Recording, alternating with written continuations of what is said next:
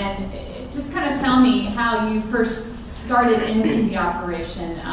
Was it working side by side with Dad? What were your first kind of jobs on the operation, and how did that transition to where you are today? And Pat, I'm going to make you start with that first, that answer.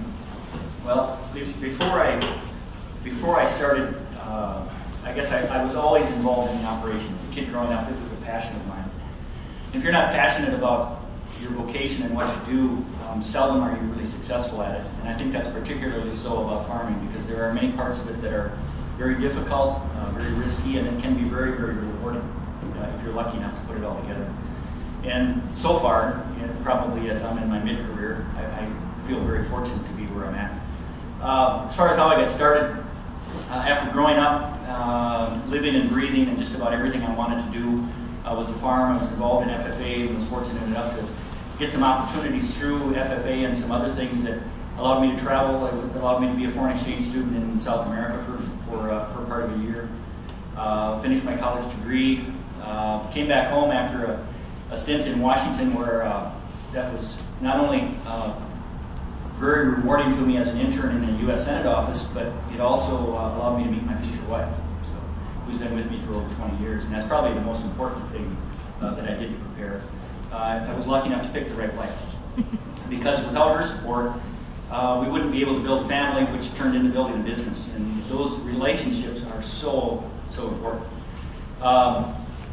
When I was in high school and graduating, or in college and graduating and preparing for my career, my father became ill with emphysema that eventually took his life. He was ill for well over 10 years and progressively became weaker and weaker physically, although mentally he was very, very active and involved until near the end of his life.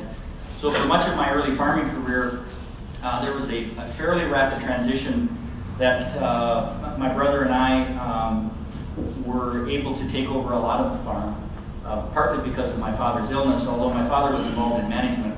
But we very quickly got involved in management issues as well. Our farm at the time was trying to go through an expansion where the grass seemed greener on the other side of the fence.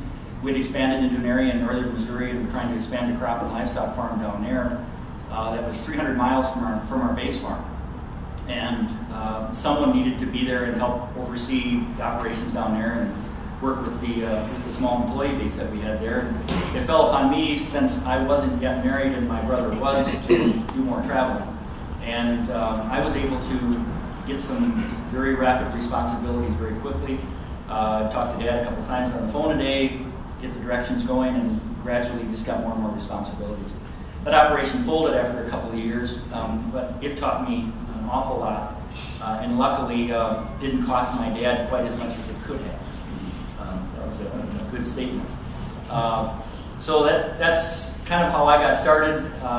Gradually, as the Missouri operation folded and we became more active in the Minnesota operation, we just were able to take on more and more over a period of years, over a period of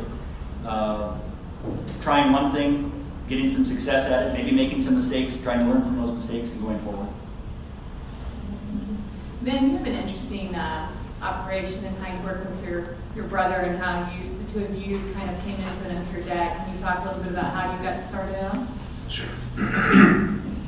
Well, I actually started my career in the rock and roll business.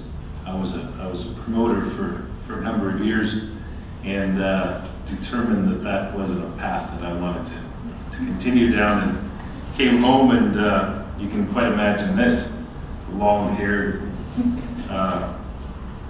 rock and roller coming home, sitting across the table from his father, telling him that yeah, I want to farm, and I'm serious, and I really want to do this. But truly, that's about the way we had gotten going. That's in the early 80s, and it was financially a very challenging time. For those that can take their minds back to it, it was the peak of the cycle of some high prices and inflation and high interest rates, and it was quite crippling to a lot of businesses, through the 80s, and we, believe it or not, managed to do our greatest amount of expansion in that period. And It was actually amazing. But I guess with respect to transition from my father to my brother and myself, it was an experience that we've certainly, has had a huge impact on us, and we're trying to pass that on to our children, because there came a point in time when my father just handed over the reins, and not only the reins, but really the balance sheet to the farm, and all of what he worked for, and all of the equity, and the net worth, and said, here you go, guys, have at it, and I'll be there for you when you need me to. And I just thought that was such a leap of faith on his part. But everything worked out okay. We, the business is kind of like a game of snakes and ladders. And you try to hone your skills to make certain that when you roll that dice, you end up in the right spots and get more ladders than you do snakes. But I think it's inevitable. You're going to have some snakes, and you have to, shake yourself off and continue to roll the dice, because that's the only way you're going to get to the top. And, it's been fun. It's most gratifying now working with our children and watching them come up through the ranks. It's exciting. Randy, tell us about your transition. I wasn't a rock and roller, although that seems like a good lead-in. When I was in high school, I didn't know for sure that I wanted to farm. I think I wanted to be a race car driver, an airplane pilot, or something like that.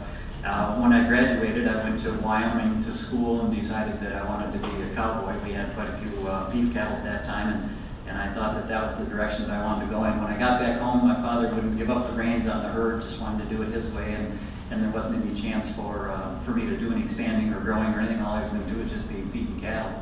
And so I started to concentrate more on the cropping operation. Where I got my start, I think, probably was in the custom business.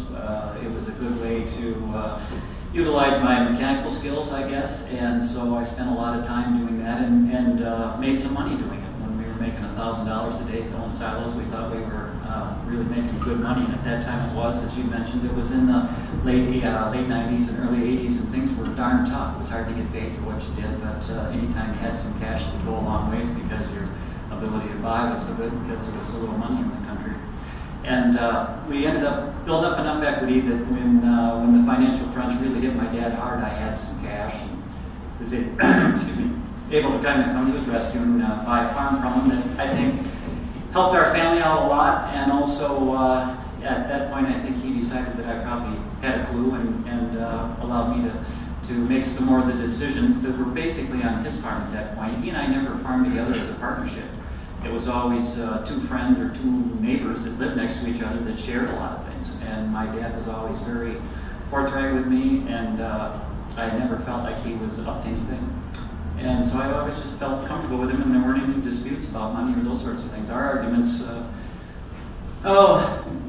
were such things as which tractor are we going to use or which field are we going to farm first, so I was very lucky in that regard. And as time went on, we got into more and more of the specialty items, mostly because the dryer was on my father's land, and I didn't want to spend a whole lot of money to build a bigger dryer, so we started growing things where I could keep my operation growing without having to spend a lot of money on a piece of land that was his. You put a lot of money in a grain setup, it's hard to get that money out if you were ever to move. And I have to say that affected a lot of what we did. So the specialty market was very, very good to us, and the more we got into it, the more money we made, and it's turned out to be extremely profitable for us now. That's all we do. We don't have any livestock anymore. We're just specialty crops, and we've been able to cut a slice out that works quite well for us. Thank you.